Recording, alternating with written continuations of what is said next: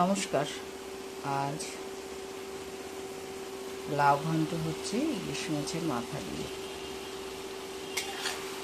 আচ্ছা, আগে ইলিশ মাছটা আমি ভেজে নিয়েছি, তারপরে লাউটা অল্প একটু সিদ্ধ করে নিয়েছি। সিদ্ধ মিন্স হচ্ছে জল ছাড়া এমনি 10-15 মিনিট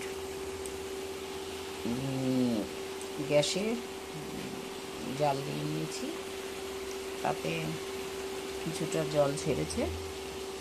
আমার রান্না করতে সুবিধা হয়। মাছের মাথা ভেজে সেই তেলের মধ্যেই শুকনো লঙ্কা, কালো জিরে অল্প আর রাঁধুনি ফোড়ন দিয়ে কাঁচা লঙ্কা দিয়ে লাউ বসিয়ে দিয়েছি। আচ্ছা, তার সঙ্গে করেছি লাউয়ের খোসা ভাজা, লাউয়ের খোসা, আলু আর পেঁয়াজ দিয়ে ভাজা, আর ইলিশ মাছের সর্ষে ইলিশ।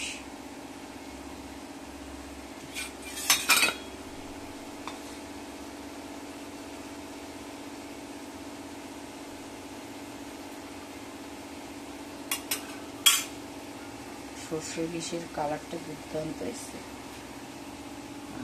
শিম ভাজা,